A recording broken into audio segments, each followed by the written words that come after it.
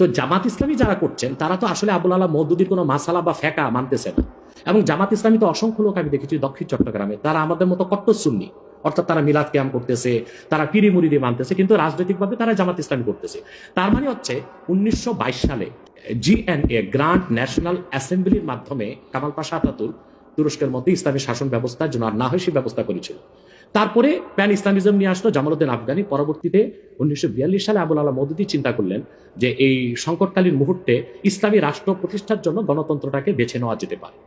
এটাই ছিল তার রাষ্ট্রের চিন্তা, আর সেটাই জামাত ইসলামের লোকজন অনুসরণ করছে। কিন্তু জামাত ইসলামের লোকজনগুলো কিন্তু আবুল আলা মওদুদীকে ইমাম হিসেবেও মানে না, কিংবা তার মাসালাও নিচ্ছে না। শুধু এখন ইসলামী একটি রাষ্ট্র প্রতিষ্ঠার জন্য তারা আবুল আলা মওদুদীর রাষ্ট্র চিন্তাটা নিয়েছে।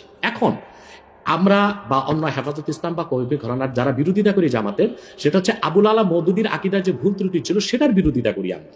কিন্তু একটা কথা মনে রাখবেন, ইসলামের মৌলিক বিশ্বাসের ক্ষেত্রে জনপুর, ফুরফুরা, দেওবন্দ, কওমি, চরমনাই, জামাত, মসজিদ সবাই কিন্তু 13 সালের 5ই মে শাপলা চত্বর আমি উপস্থিত হয়েছিলাম কয়েক লক্ষ লোক নিয়ে। আমি তো জনপুরের এবং আমাকে সুন্নি বলেই জানে, কারণ হেফাজত ইসলামের 13 দফা দাবি আমাদের সকল মুসলমানের দাবি ছিল। এবং সেখানে সারা বাংলাদেশ থেকে 13 সালের 5ই মে জামাত ইসলামী ও শিবিরের লোকজন 200 বাস নিয়ে উপস্থিত হয়েছিল, কারণ ওই 13 দফা দাবির পক্ষে তারাও ছিল।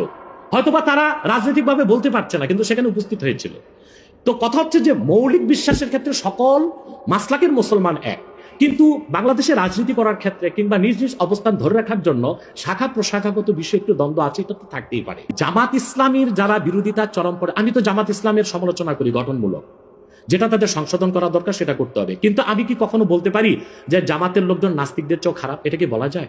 এই লোকটা বলেছেন, তার নামটা আমিও নিব না, কিন্তু বাংলাদেশে এমন অনেক ইসলামী রাজনীতির ব্যানারে রাজনীতি করছেন যারা কিনা মোসাদ বা কিংবা সিআই এর পেইড এজেন্ট হয়ে বসে আছে। এখন রাজনৈতিক আক্রোশে অনেকে অনেক কথাই বলে, যেমন জামাত ইসলামীর বিরোধিতা করতে যে ফরিদউদ্দিন মাসুদ এবং কিছু আলেম শাহবাগীদের সাথে একাত্মতা ঘোষণা করছে। এটা কেন করছে? তাহলে কি শাহবাগী না, তাহলে কি মতিউর রহমান নেজামী, দেলোয়ার হোসেন সাইদি তাদের চেয়ে ভালো ছিল শাহবাগীরা? যে মতিউর রহমান নেজামী, দেলোয়ার হোসেন সাইদি বা জামাতের যাদের ফাঁসি হয়েছে তাদের ফাঁসি রায় কার্যকর করতে ফরিদউদ্দিন মাসুদ শাপলা চত্বরে চলে গেছে, শাপলা চত্বর না শাহবাগ চত্বরে চলে গেছে, নাস্তিক ব্লগারদের সাথে একাত্মতা ঘোষণা করছে। তো বুঝাই যাচ্ছে এটা একটা রাজনৈতিক আক্রোশ ছিল, রয়ের পারপাস সার্ভ করার জন্য এই কাজটা করেছিল কিছু আলেম। অথবা ওই ধরনের কোন আলেম কি বললো, তার মুরিদ কত, তার জনসংখ্যা কত, সেটা কোনো দেখার বিষয় না। সেটা বুঝাই যাচ্ছে কোন একটা ইন্টেনশন থেকে সে কাজটা করেছে বা বলেছে। কিন্তু আমাদেরকে তো ইনসাফে থাকতে হবে। আমরা আবুল আলা মওদুদীর বা জামাত ইসলামের সমালোচনা গঠনমূলকভাবে করে আসছি, করতেছি। তা আমি শীর্ষ নেতাদের মুখে শুনেছি, দেলোয়ার হোসেন সাইদি সাহেব একজন বাংলাদেশে জাদরেল একজন স্কলার ছিলেন, এবং আপনি জানেন তার জনপ্রিয়তা এখনো কিন্তু আকাশচুম্বী, আলহামদুলিল্লাহ। সেটা বলি, সাইদি সাহেব ব্যক্তিগত জীবনে আবুল আলা মওদুদীর কোনো মাসালা মেনেছিলেন?